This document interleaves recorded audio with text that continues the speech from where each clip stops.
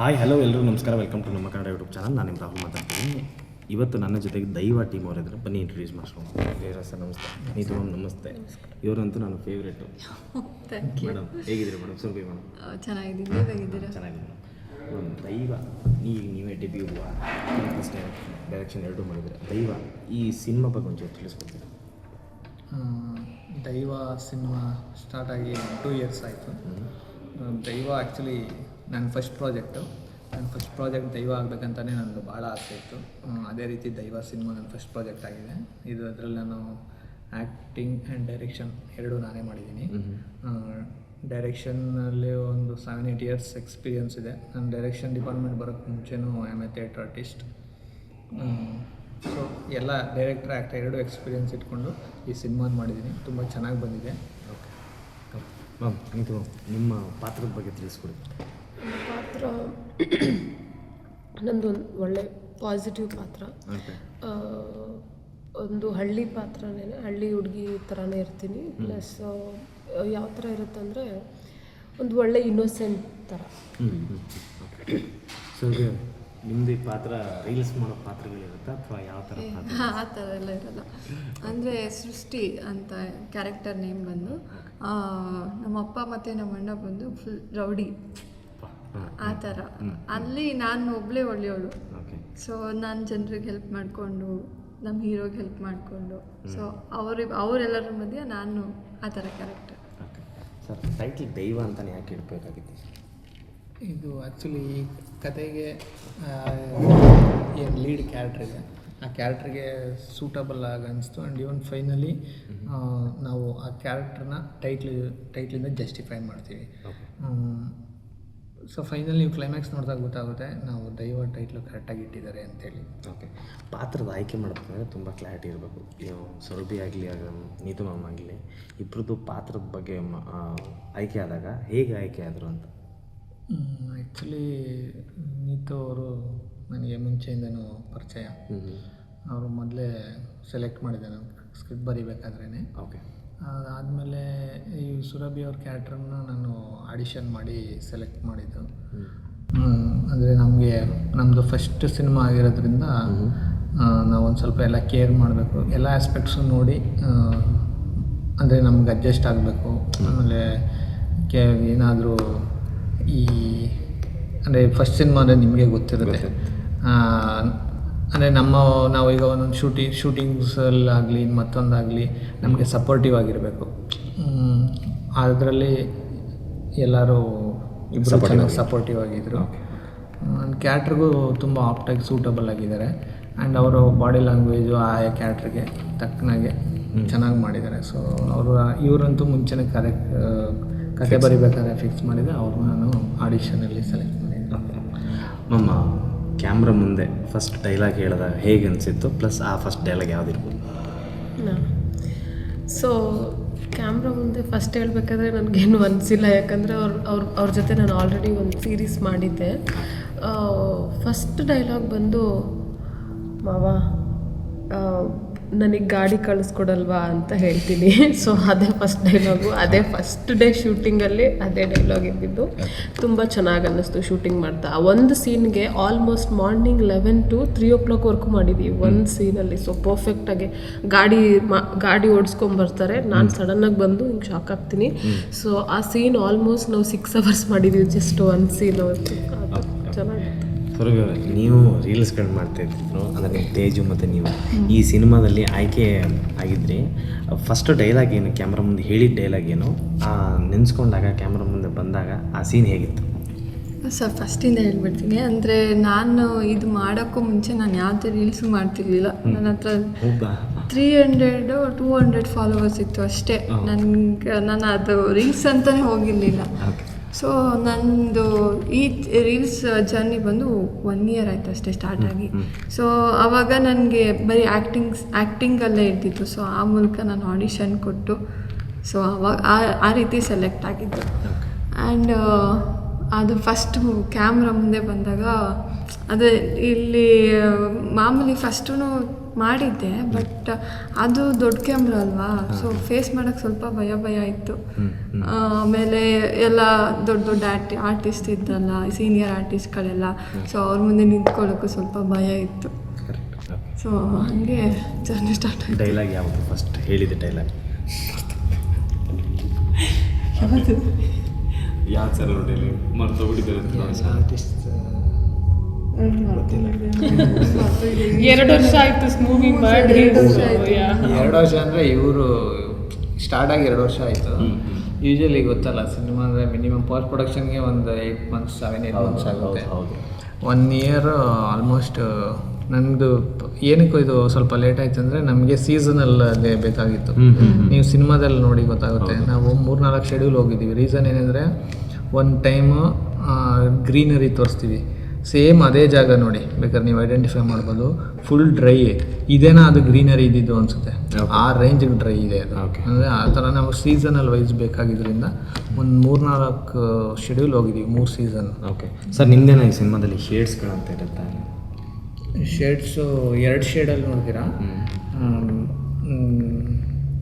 2 ಶೇಡಲ್ಲಿದೆ. ಒಂದು ಡಿವೈನ್ ಆಗಿದೆ, ಒಂದು ನಾರ್ಮಲ್ ಕಮರ್ಷಿಯಲ್ ಆಗಿದೆ. But both are interlinked. You will find out in movie. Okay sir, as a director ಅಂತಂದರೆ public audience ನಾಡಿ ಮಿಡಿತ ತಿಳ್ಕೊಂಡಿರ್ತಾರೆ, ಈ ಕಾನ್ಸೆಪ್ಟ್ ಆ್ಯಡ್ ಮಾಡಿದ್ರೆ ಸಿನಿಮಾದಲ್ಲಿ ಜನ ಬರ್ತಾರೆ. ನೀವು ಯಾವ ಕಾನ್ಸೆಪ್ಟನ್ನು ಆ್ಯಡ್ ಮಾಡಿರ್ತೀರ ಈ ಸಿನಿಮಾದಲ್ಲಿ? ಆ ಥರ ಹೋದರೆ ನಾನು ಐ ಆಮ್ ವೆರಿ ಎಮೋಷ್ನಲ್. ನನಗೆ ಎಮೋಷ್ನಲ್ ಕಂಟೆಂಟ್ಸ್ ಮೇಲೆ ನಂಬಿಕೆ ಇದೆ. ಆ್ಯಂಡ್ ಆಡಿಯನ್ಸ್ ಜಾಸ್ತಿ ಕನೆಕ್ಟ್ ಆಗುತ್ತೆ ಎಮೋಷನ್ಸ್ಗೆ. ಸೊ ಆ ಥರ ಎಮೋಷನ್ಸ್ನ ನಾನು ಸಿನಿಮಾದಲ್ಲಿ ಕ್ಯಾರಿ ಮಾಡಿದ್ದೀನಿ. ನೀವು ಕ್ಲೈಮ್ಯಾಕ್ಸಲ್ಲಂತೂ ಖಂಡಿತ ಆಲ್ಮೋಸ್ಟ್ ಯಾವ್ಯಾವ ಕ್ಯಾರೆಕ್ಟರ್ಸ್ ಇದೆ, ಒಂದು 3-4 ಕ್ಯಾರೆಕ್ಟರ್ಸ್ ಜೊತೆನಾದರೂ ನೀವು ಎಮೋಷ್ನಲಿ ಕನೆಕ್ಟ್ ಆಗಿಬಿಡ್ತೀರಾ. ಆ ಎಮೋಷ್ನ ನಾನು ಚೆನ್ನಾಗಿ ಕ್ಯಾರಿ ಮಾಡಿದ್ದೀನಿ. ಓಕೆ ಮೇಡಮ್, ಎಮೋಷ್ನಲ್ಸ್ ಅಂತಂದ್ರು ನೀವು ಯಾವ ಥರ ಎಮೋಷನಲ್ಸ್ ಕ್ಯಾರಿ ಮಾಡ್ತಿದ್ರಿ ಸಿನಿಮಾ ಟೀಮ್ ಜೊತೆಗೆ? ಮೂವಿಲಿ ನನ್ನ ಕ್ಯಾರೆಕ್ಟರ್ ಬಗ್ಗೆನಾ ಟೀಮ್ ಬಗ್ಗೆ? ಅಲ್ಲ, ಓವರಾಲ್. ಓಕೆ. ಸೊ ನಂದು ಬಂದು ಫಸ್ಟ್ ಸ್ಟಾರ್ಟಿಂಗಿಂದ ಎಂಡಿಂಗ್ವರೆಗೂ ಸ್ಟಾರ್ಟಿಂಗ್ ಫುಲ್ ಜಾಲಿ ಇರುತ್ತೆ. ಆಮೇಲೆ ಬರ್ತಾ ಫುಲ್ ಇನ್ನೋಸೆಂಟ್, ಫುಲ್ ಎಮೋಷ್ನಲ್ ಆ ಥರ ಇರುತ್ತೆ. ನನ್ನ ಕ್ಯಾರೆಕ್ಟರ್ ಬಂದು ಫಸ್ಟ್ ಫುಲ್ ಚೆನ್ನಾಗಿರುತ್ತೆ, ಫುಲ್ ಖುಷಿಯಾಗಿರ್ತೀನಿ. ಆಮೇಲೆ ಬರ್ತಾ ಎಮೋಷ್ನಲ್ ಆಗ್ತೀನಿ. ಅದು ಈ ಮೂವಿಲಿ ನೀವು ಖಂಡಿತ ನೋಡ್ತೀರಾ, ನಿಮಗೆ ಡೆಫಿನೆಟ್ಲಿ ಇಷ್ಟ ಆಗುತ್ತೆ ನನ್ನ ಕ್ಯಾರೆಕ್ಟರ್. ಎಮೋಷ್ನಲ್ ಸೀನ್ಸ್ ಅಂತಂದ್ರೆ ಡೈರೆಕ್ಟ್ ಸರ್, ಈಗ ಎಮೋಷ್ನಲ್ ಸೀನ್ಸ್ ನೀವು ಎಷ್ಟು ಮಟ್ಟಿಗೆ ಕ್ಯಾರಿ ಮಾಡಿದ್ರಿ ಮ್ಯಾಮ್ ಈ ಸಿನಿಮಾದಲ್ಲಿ? ಸರ್ ತುಂಬ ದೊಡ್ಡದಾಗಿ ಮಾಡಿದ್ದೀನಿ. ಅಂದರೆ ಪಕ್ಕ ಅಳೋ ಸೀನ್ಸ್ ಅಂತೂ ಪಕ್ಕ ಪ್ಲಸ್ ಪಾಯಿಂಟ್ ಕೊಟ್ಟಿರ್ತೀನಿ. ಅಳೋ ಸೀನನ್ನೇ ಜಾಸ್ತಿ ಇದೆ, ನೀವೇ ನೋಡ್ಬೋದು ಸಿನಿಮಾದಲ್ಲಿ. ನೋಡ್ರಿ, ಕ್ಲೈಮ್ಯಾಕ್ಸಲ್ಲಿ ಜೋರಾಗಿ ಹತ್ತಿದ್ದೀನಿ. ಓಕೆ ಸರ್, ಯಾವ ಒಂದು ಸಿಚುವೇಶನ್ನ ತುಂಬ ನೆನೆಸ್ಕೊತೀರಾ ಸಿನಿಮಾದು ಈಗಲೂ? ಕ್ಲೈಮ್ಯಾಕ್ಸ್. ಏನಿದೆ ಸರ್ ಕ್ಲೈಮ್ಯಾಕ್ಸಲ್ಲಿ? ಕ್ಲೈಮ್ಯಾಕ್ಸ್ ಅದೇ ನನಗೆ ಆ್ಯಕ್ಚುಲಿ ಸ್ಟಾರ್ಟಿಂಗೆಲ್ಲ ಮಾಡಿದಾಗ ನನಗೆ ಒಂದು ಜನರನ್ನ ಡಿವೈನಾಗಿ ಕರ್ಕೊಂಡು ಹೋಗಬೇಕು ಕ್ಲೈಮ್ಯಾಕ್ಸಲ್ಲಿ. ಒಂದು ನಾನು ಆ್ಯಕ್ಚುಲಿ ನನಗೆ ಶಿವ ಅಂದರೆ ಭಕ್ತಿ ಪ್ರೀತಿ ಜಾಸ್ತಿ. ಆ ಶಿವನ ಒಂದು ಫೀಲ್ನ ನಾನು ಏನು ಫೀಲ್ ಮಾಡ್ತೀನಿ ಜನನೂ ಹಂಗೆ ಫೀಲ್ ಮಾಡಬೇಕಂತ ಅದೇ ರೇಂಜಲ್ಲಿ ಶೂಟ್ ಮಾಡಿದೆ. ಆಮೇಲೆ ನಾನು ಎಡಿಟಿಂಗ್ ಎಲ್ಲ ಆದಾಗ ಎಲ್ಲ ಎಡಿಟಿಂಗ್ ತುಂಬ ಸರಿ ಕರೆಕ್ಷನ್ ಮಾಡಿಸಿದ್ದೀನಿ. ನಮ್ಮ ಪ್ರಕಾಶ್ ಸರ್ ಅಂತೂ ನನಗೆ ಫುಲ್ಲಿ ಸಪೋರ್ಟಿವು. ಆ್ಯಂಡ್ ಅವರ ಅಸಿಸ್ಟೆಂಟ್ ಎಡಿಟರ್ ವೆಂಕಟೇಶ್ ಕೂಡ. ಎಡಿಟ್ ಮಾಡ್ಸೋಕ್ಕೆಲ್ಲ ಅನ್ಸೋದು ನನಗೆ ಅಂದ್ಕೊಂಡಿದ್ದೇನೋ ರೀಚ್ ಆಗದೆ ಹೋದರೆ ಅಂತ. ಬಟ್ ಮೊನ್ನೆ ನಾನು DTS ಅಲ್ಲಿ ನೋಡಿದಾಗ ರಿಯಲಿ ನನಗೇನೆ ರೋಮಾಂಚನ ಆಯಿತು. ಆವಾಗ ನಂಗೆ ಅನಿಸಿದ್ದು ಪಕ್ಕ ಇದು ಕನೆಕ್ಟ್ ಆಗೋದ್ರಿಂದ ಟಿಲ್ ನಾನು ರಿಯಲಾಗಿ ಹೇಳ್ತಾ ಇರೋದು, ನಂಗೆ ಮೊನ್ನೆವರೆಗೂ ನನಗೆ ಈ ರೇಂಜ್ಗೆ ಕನೆಕ್ಟ್ ಆಗುತ್ತೆ ನನಗೆ ಗೊತ್ತೇ ಇರಲಿಲ್ಲ. ಬಿಕಾಸ್ ನಾನೇ ಮಾಡಿದ್ರೆ ನಾನು ಎಷ್ಟು ಸಾರಿ ನೋಡಿದ್ದೀನಿ ನನಗೆ ಗೊತ್ತಿಲ್ಲ. ನಾನು ತುಂಬ ಜನಕ್ಕೆ ಅದೇ ಹೇಳ್ತಾ ಇದ್ದೆ, ನನಗೆ ಜಡ್ಜ್ಮೆಂಟೇ ಸಿಗ್ತಾಯಿಲ್ಲ, ಯಾರಾದರೂ ಹೇಳಿ ಏನನ್ಸುತ್ತೆ ಅಂತ. ಬಟ್ ಮೊನ್ನೆ ನೋಡಿದಾಗ ಮಾತ್ರ I was really very happy. Climax really ನೀವೆಲ್ಲ ಕನೆಕ್ಟ್ ಆಗೇ ಆಗ್ತೀರಾ, ಅಷ್ಟು ಕಾನ್ಫಿಡೆಂಟಾಗಿ ನಾನು ಹೇಳ್ತೀನಿ. ಬಿಕಾಸ್ ಆ ಮ್ಯೂಸಿಕ್ ಕೂಡ ಶಿವತಾಂಡವ ಮ್ಯೂಸಿಕ್ಕು ಪ್ರತಿಯೊಂದು ನೀವು ಥಿಯೇಟ್ರಲ್ಲಿ ಎಕ್ಸ್ಪೀರಿಯೆನ್ಸ್ ಮಾಡಿ. ನಾನು ಸುಮ್ಮನೆ ಥಿಯೇಟ್ರ್ ಬರಲಿ ಅಂತ ಹೇಳ್ತಾ ಇಲ್ಲ, ನೀವು ಮೊಬೈಲಲ್ಲೂ ನೋಡ್ಬೋದು. ಬಟ್ ಆ ಒಂದು ಡಿವೈನ್ ಫೀಲ್ ಬರಬೇಕಂದ್ರೆ ಪ್ಲೀಸ್ ಥಿಯೇಟ್ರಿಗೆ ಬಂದು ನೋಡಿ. ಬೇಕಾದ್ರೆ ಫಸ್ಟ್ ಒಂದಷ್ಟು ಜನ ಬಂದು ನೋಡ್ತಾರಲ್ಲ ಅವ್ರು ನೋಡ್ಬಿಟ್ಟೇ ಹೋಗಿ. ನಾನೇನು ಸುಮ್ಮನೆ ಬನ್ನಿ ಬ್ಲೈಂಡಾಗಿ ಬಂದು ನಿಮ್ಮ ದುಡ್ಡು ನಿಮ್ಮ ಟೈಮ್ ಎಲ್ಲ ವೇಸ್ಟ್ ಮಾಡಿ ಅಂತ ಹೇಳಲ್ಲ. ಯಾರೋ ಬಂದು ಹೇಳಿದವ್ರನ್ನ ರಿಪೋರ್ಟ್ ನೋಡ್ಕೊಂಡೇ ಬನ್ನಿ, ಪರವಾಗಿಲ್ಲ. ಸರ್ ಯಾವ ಜಾಗದಲ್ಲಿ ಶೂಟಿಂಗ್ ಮಾಡಿದ್ದೀರಾ ಸರ್? ನಾವು ಸಿರ್ಸಿಲಿ ಸುತ್ತಮುತ್ತ ಮಾಡಿದ್ದೀವಿ. ಈ ಕಡೆ ರಾಮನಗರ, ಕನಕಪುರ ಮತ್ತು ಸ್ಟುಡಿಯೋಸ್ಗಳು, ಇಂಟೀರಿಯರ್ ಎಲ್ಲ ತುಂಬ ಸ್ಟುಡಿಯೋಸ್ಗಳಲ್ಲಿ ಮಾಡಿದ್ದೀವಿ. ಆಲ್ಮೋಸ್ಟ್ ಒಂದು ಎಲ್ಲ ಕರ್ನಾಟಕನೇ. ಆ್ಯಕ್ಚುಲಿ ನಮ್ಮ ಕರ್ನಾಟಕನೇ ತುಂಬ ಬ್ಯೂಟಿಫುಲ್ ಆಗಿದೆ. ನಮ್ಮ ಕರ್ನಾಟಕದಲ್ಲಿರೋ ಬ್ಯೂಟಿಫುಲ್ ಒಂದಷ್ಟು ಜಾಗಗಳನ್ನೆಲ್ಲ ತೋರಿಸಿದ್ವಿ. ಓಕೆ ಸರ್, ಸಿನಿಮಾ ಟೀಮಲ್ಲಿ ಜಾಸ್ತಿ ಕ್ವಾಟ್ಲೆ ಯಾರು ಕೊಡ್ತೀರಾ ಸರ್, ಇವರು ಇಬ್ಬರು ಅಥವಾ ಟೀಮ್ ಅವ್ರು ಯಾರು ಕೊಡ್ತಿದ್ದೀರಾ ಸರ್? ಇಲ್ಲೇ ನಮ್ಮ ಆ್ಯಕ್ಚುಲಿ ನನ್ನ ಸಪೋರ್ಟಾಗಿ ಅಂತೂ ನನ್ನ ಡೈರೆಕ್ಷನ್ ಟೀಮ್ ಅಂತೂ ನಾನು ಮರೆಯಲ್ಲ. ಅವರು ಆ್ಯಕ್ಚುಲಿ ಪಿಲ್ಲರ್ಸ್ ಅವರೆಲ್ಲ ಸಿನಿಮಾಗೆ. ಯಾವುದೇನು ತೊಂದರೆ ಇಲ್ಲ, ಎಲ್ಲರೂ ಸಪೋರ್ಟಿವ್ ಆಗಿ ಮಾಡಿದ್ದಾರೆ. ಆ್ಯಂಡ್ ಫಸ್ಟ್ ಆಫ್ ಆಲ್ ಆದರೆ ಒಂದೇನೆಂದರೆ ಹೊಸಬ್ರು ಯಾರೋ ಸಿನಿಮಾ ಮಾಡಬೇಕಾದ್ರೆ ಅವನ ಸಿನಿಮಾ ರಿಲೀಸ್ ಆಗೋವರೆಗೂ ಅವನ್ನ ಡೌಟಲ್ಲೇ ನೋಡ್ತಾರೆ. ಅದೊಂದಿದೆ, ಕರೆಕ್ಟ್. ಡೌಟಲ್ಲೇ ನೋಡ್ತಾರೆ. ಆಮೇಲೆ ಇವ್ನು ಮಾಡ್ತಾನಾ ಬೇಕಾದ್ರೆ ಅದೇ ದೊಡ್ಡ ದೊಡ್ಡವರೆಲ್ಲ ಹೇಳೋರಲ್ಲ, ಸೋತ್ರೆ ಡೈರೆಕ್ಟ್ರ್ ಒಬ್ಬನೇ ಅಪ್ಪ, ಗೆದ್ರೆ ಎಲ್ಲರೂ ಒಪ್ತಿರು ಅಲ್ವಾ? ಆ ಥರ ಒಂದು ಅದು ಕರೆಕ್ಟೇ. ನಾವು ಸಿನಿಮಾ ಮಾಡೋವರೆಗೂ ಯಾರು ನಮ್ಗೆ ನಂಬೋದೇ ಇಲ್ಲ. ಇದು cinema first of all shooting ಹೋದರೆ ಇವ್ನು ಶೂಟಿಂಗ್ ಕಂಪ್ಲೀಟ್ ಮಾಡ್ತಾನೆ ಅಂತ ಡೌಟ್ ಮಾಡ್ತಾರೆ. ಶೂಟಿಂಗ್ ಕಂಪ್ಲೀಟ್ ಆದ್ರೇನು ನಿನ್ನೆ ಪೋಸ್ಟ್ ಪ್ರೊಡಕ್ಷನಲ್ಲಿ ಆಗುತ್ತಾ ಅಂತಾರೆ. ಆದರೆ ಇವ್ನು ರಿಲೀಸ್ ಮಾಡ್ತಾನೆ ಅಂತ ಡೌಟ್ ಪಡ್ತಾರೆ. ಅವ್ರು ರಿಲೀಸ್ ಆದರೆ ಗೆದ್ದು ಬಿಡುತ್ತಾ ಅಂತ ಡೌಟ್ ಪಡ್ತಾರೆ. ನೀವು ಕೊನೆವರೆಗೂ ಗೆಲ್ಲೋವರೆಗೂ ನಿಮ್ಗೆ ಡೌಟ್ ಪಡೋರೇ ಹೊರತು ನಿಮ್ಗೆ ಯಾರು ಸಪೋರ್ಟ್ ಮಾಡೋರು ಯಾರೂ ಇರೋಲ್ಲ. ಸಪೋರ್ಟ್ ಮಾಡೋದು ಒಂದೇ, ನನ್ನ ದೇವರು ಅಂದರೆ ನಮ್ಮ ಪೇರೆಂಟ್ಸು, ತಂದೆ ತಾಯಿ, ಅವರೇ ದೇವರು. ಸೊ ಅಂದರೆ ಯಾರು ಸಪೋರ್ಟ್ ಮಾಡಿದ್ರೆ ಅಂದರೆ ನಮ್ಮಲ್ಲಿ ನಮ್ಗೆ ನಂಬಿಕೆ ಇರಬೇಕಷ್ಟೆ. ಈಗ ನಾನೇನಾಗಬೇಕಂದ್ರೆ, ಈಗ ಯಾರೋ ಏನೋ ಅಂತಾರೆ ಅನ್ನೋದಾದರೆ ಅವ್ರಿಗೋಸ್ಕರ ನಾನು ಏನಾರು ಆಗಬೇಕಂತ ಬಂದಿದ್ದೀನಿ, ನನಗೋಸ್ಕರ ನಾನು ಏನೋ ಒಂದು ಆಗಬೇಕಂತ ಬಂದಿರೋದು. ಸೊ ಅವ್ರಿವ್ರ ಮಾತೇ ಕೇಳಬೇಕು, ನನ್ನ ಮಾತು ನಾನು ಕೇಳಿ ನಾನು ಮುಂದೆ ಹೋಗ್ಬೇಕು. ಸೊ ಅದರಿಂದ ಈಗ ಸ್ವಲ್ಪ ನಂಬ್ತಾ ಇದ್ದಾರೆ. ಸಿನಿಮಾ ರಿಲೀಸ್ ಆದಮೇಲೆ ನೋಡೋಣ, ಎಲ್ಲ ದೈವದ ಬಿಟ್ಟಿದ್ದು. ನೀತು ಮ್ಯಾಮ್, ಈ ಸಿನಿಮಾದಲ್ಲಿ ಫನಿ ಇನ್ಸಿಡೆಂಟ್ ಯಾವ್ದು ನೆನೆಸ್ಕೊಳ್ಳೋದಾದ್ರೆ ಯಾವ್ದು? ಮೂವಿ ಮೇಕಿಂಗ್ ಅಲ್ಲ ಅಂದರೆ ಫನ್ನಿ ಯಾವುದೂ ಇರ್ತಿರ್ಲಿಲ್ಲ, ಎಲ್ಲ ಕಷ್ಟನೇ ಇತ್ತು. ಕಷ್ಟ ಕೊಟ್ಬಿಟ್ಟಿದ್ದಾರೆ ಆ ಥರ ಏನಿಲ್ಲ. ಆದರೆ ನಮ್ಮ ಬೆಂಗಳೂರಲ್ಲಿ ನಾವು ಮಾಡಿಲ್ಲ, ತುಂಬ ದೂರ ಹೋಗಿ. ಸೊ ಅಲ್ಲಿ ಫುಡ್ ಸೆಟ್ ಆಗ್ತಿರ್ಲಿಲ್ಲ. ಒಂದೊಂದು ಸರಿ ಕ್ಲೈಮೇಟ್ ತುಂಬ ವರ್ಸ್ಟ್ ಆಗಿರ್ತಿತ್ತು. ಇದ್ರೆ ಫುಲ್ ಸಮ್ಮರ್ ಇರ್ತಿತ್ತು, ಫುಲ್ ಬಿಸಿಲು, ಆಚೆನೇ ಹೋಗೋಕ್ಕಾಗ್ತಿರ್ಲಿಲ್ಲ. ಇಲ್ಲ ಅಂದರೆ ಫುಲ್ ಮಳೆ ಬರ್ತಿತ್ತು.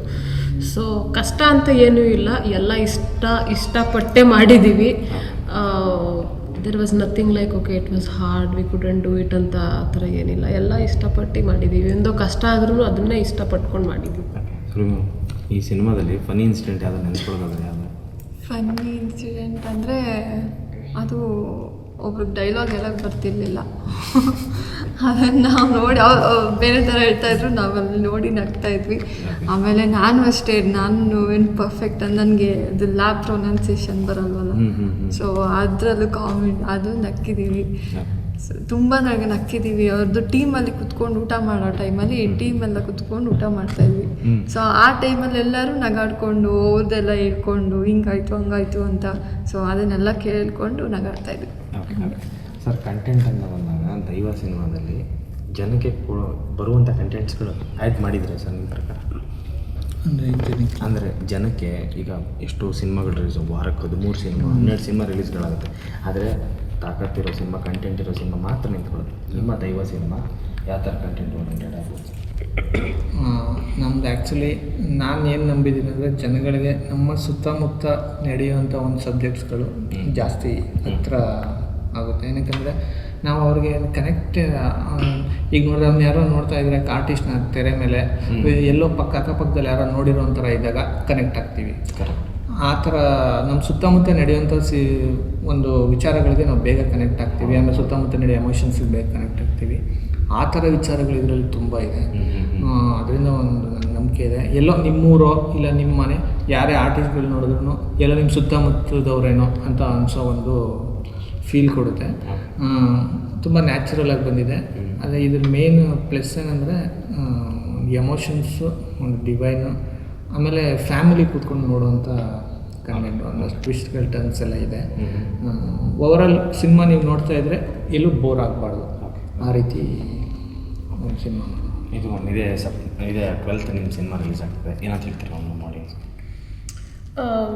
ನಮ್ಮ ಮೂವಿ ಖಂಡಿತ ನೀವು ನೋಡಲೇಬೇಕು ಅಂತ ಏನಿಲ್ಲ. ನಿಮ್ಗೆ ಇಷ್ಟ ಆಗಿ ಯಾರಾದರೂ ಈ ಥರ ರಿವ್ಯೂ ಕೊಟ್ಟಿರ್ತಾರಲ್ವ, ಅಂದರೆ ನೆಗೆಟಿವ್ ಎಲ್ಲ ಇಡಿಸ್ಕೊಳಕ್ಕೆ ಹೋಗ್ಬೇಡಿ, ಯಾಕಂದರೆ ನೆಗೆಟಿವ್ ಎಲ್ಲ ಕಡೆ ಇರುತ್ತೆ. But it is definitely a positive film. ನಿಮಗೊಂದು ಒಳ್ಳೆ ಫೀಲ್ ಗುಡ್ ಆಗುತ್ತೆ ಅಂತ ಹೇಳ್ತೀನಿ. ಈ ಮೂವಿ ನಿಮಗೆ ಒಂದ್ಸರಿ ನೋಡಿದ್ರೆ ಓಕೆ, ಒಂದ್ಸರಿ ಅಂದರೆ ನೋಡಿದ್ರೆ ರಿಗ್ರೆಟ್ ಆಗೋ ಥರ ಏನಿಲ್ಲ. ಮೂವಿ ತುಂಬಾ ಇಷ್ಟ ಆಗುತ್ತೆ, ತುಂಬಾ ಚೆನ್ನಾಗಿದೆ. ಡಿವೈನ್, ಲವ್, ಫ್ಯಾಮಿಲಿ ಎಲ್ಲದಕ್ಕೂ ಒಂದು ರೆಸ್ಪೆಕ್ಟ್ ಕೊಟ್ಟು ಎಲ್ಲ ಥರ ಝೋನಲ್ಲೂ ಮಾಡಿದ್ದೀವಿ. ನೀವು ಖಂಡಿತ ನೋಡಿ, ನಿಮಗೆ ಖಂಡಿತ ಇಷ್ಟ ಆಗುತ್ತೆ ಅಂತಲೇ ಹೇಳ್ತೀನಿ. ಸ್ವಲ್ಪ ನೀವು ಹೇಳಿದ್ರು ಕಲ್ತು ರಿಲೀಸ್ ಆಗ್ತಿದೆ ನಿಮ್ಮ ಸಿನಿಮಾ. ಹೌದು, ಈ ಇತ್ತೀಚೆಗೆ ಕನ್ನಡ ಮೂವೀಸ್ನ ಹೆಂಗೆ ತೊಗೊಬಿಟ್ಟಿದ್ದಾರೆ ಅಂದರೆ ಸ್ವಲ್ಪ ಕೇರ್ಲೆಸ್. ಅದೇ ಬೇರೆ ಮೂವೀಸ್ನೆಲ್ಲ ಒಳ್ಳೆ ಅವ್ರನ್ನ ಅಪ್ಕೋತಾರೆ, ಬೇಗ ಈಸಿಯಾಗಿ ಅಪ್ಕೊಂಡ್ಬಿಡ್ತಾರೆ. ನೀವು ತೆಲುಗು ಆಗಲಿ ತಮಿಳಾಗಲಿ ಅವ್ರ ಹೀರೋಸ್ನ ಅಬ್ಸರ್ವ್ ಮಾಡಿರಿ, ಅವ್ರು ಒಬ್ರೂ ಬಿಟ್ಕೊಡಲ್ಲ. ಅವ್ರು ಏನಾದರೂ ಹೇಳ್ತಾರೆ ಅಲ್ಲಿ ಜಗಳ ಮಾಡ್ತಾರೆ.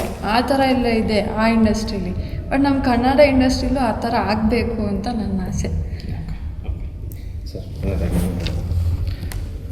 ಒಂದು ಒಳ್ಳೆ ಸಬ್ಜೆಕ್ಟು ನಮ್ಮ ರೈತರನ್ನ ಮೈಂಡಲ್ಲಿ ಇಟ್ಕೊಂಡು ಮಾಡಿದ್ದೀನಿ. ನಮ್ಮ ರೈತರು ಅನುಭವಿಸೋಂಥ ಒಂದು ಕಷ್ಟ ನಷ್ಟಗಳು ಆ್ಯಕ್ಚುಲಿ ಇದರಲ್ಲಿ ಕೊನೆಯಲ್ಲಿ ನಿಮ್ಗೆ ಅನಿಸ್ಬೋದು, ಈ ನಮ್ಮ ಸೊಸೈಟಿನಲ್ಲಿ ರೈತರನ್ನ ಕಾಪಾಡೋಕ್ಕೆ ದೇವರೇ ಬರಬೇಕೇನೋ ಅಂತ. ಅದೇ ರೀತಿ ಒಂದು ದೇವ್ರು ಬರ್ತಾನೆ, ದೇವ್ರು ಬಂದು ಏನು ಮಾಡ್ತಾನೆ ಅನ್ನೋ ಥರನೇ ಸಬ್ಜೆಕ್ಟ್ ಇದೆ. ಆ್ಯಂಡ್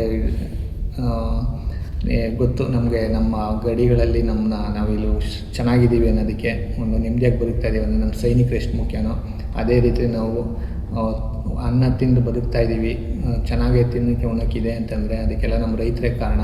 ಅಂಥ ರೈತರ ಮೇಲೆ ಒಂದು ರೈತರನ್ನ ಮನಸ್ಸಲ್ಲಿ ಇಟ್ಕೊಂಡು ನಾನು ಕತೆ ಮಾಡಿ ಸಿನಿಮಾ ಮಾಡಿದ್ದೀನಿ. ಫೈನಲಾಗಿ ದೇವ್ರ ಥರ ನಮ್ಮ ರೈತರಿಗೆ ನೀವೆಲ್ಲ ಬಂದು ಆ ಸಿನಿಮಾ ನೋಡಿ ಅವ್ರು ಪಡೋ ಒಂದು ಕಷ್ಟ ನೋಡಿದ್ರೆ ಅಟ್ಲೀಸ್ಟ್ ಈಗ ನಾವು ಈಗ ಬೇರೆ ಯಾರಾದರೂ ಯಾವುದೇ ಒಂದು ಸಬ್ಜೆಕ್ಟ್ ತೊಗೊಂಡ್ರೆ ಅಲ್ಲಿ ಏನು ನಡೆಯುತ್ತೆ ಏನು ನಡೆಯಲ್ಲ ಅನ್ನೋದನ್ನು ತೋರಿಸ್ತಾರಲ್ಲ, ಅದೇ ರೀತಿ ನಮ್ಮ ರೈತರುಗಳು ಏನು ಕಷ್ಟಗಳು ಅನುಭವಿಸ್ತಾರೆ ಅನ್ನೋದನ್ನು ಇದ್ರಲ್ಲಿ ತೋರಿಸಿದ್ದೀನಿ. ಖಂಡಿತ ಇಷ್ಟ ಆಗುತ್ತೆ, ಬನ್ನಿ ಸಿನಿಮಾ ನೋಡಿ ಆರಿಸಿ ಇನ್ನೊಂದಷ್ಟು ಸಿನಿಮಾ ಮಾಡೋವಂಥ ಅವಕಾಶ ಮಾಡಿಕೊಡಿ. ಇನ್ನು ಮುಂದೆ ಹೊಸ ಒಳ್ಳೊಳ್ಳೆ ಪ್ರತಿಭೆಗಳಿಗೆ ಅವಕಾಶ ಕೊಟ್ಟು ನಮ್ಮ ಬ್ಯಾನರಲ್ಲಿ ಇನ್ನೂ ಸಿನಿಮಾ ಮಾಡ್ತೀನಿ. ನಾನು ಕೊನೆಗೂ ಸೇರೋವರೆಗೂ ನಾನು ಸಿನಿಮಾ ಮಾಡಬೇಕಂತಲೇ ಬಂದಿದ್ದೀನಿ. ನೀವೆಲ್ಲ ಸಪೋರ್ಟ್ ಮಾಡಿದ್ರೆ ಅದು ನನಗಿನ್ನೂ ಒಂದಷ್ಟು ಎನರ್ಜಿ ಕೊಡುತ್ತೆ. ಪ್ಲೀಸ್ ಥಿಯೇಟ್ರಿಗೆ ಬಂದು ಸಿನಿಮಾ ನೋಡಿ. Thank you sir. ನೋಡೋದಲ್ಲ, ಇದೇ 12ನೇ ತಾರೀಕು ದೈವ ಸಿನಿಮಾ ರಿಲೀಸ್ ಆಗ್ತದೆ, ನೋಡ್ಬೇಕಂತ ಕೇಳ್ತೀನಿ.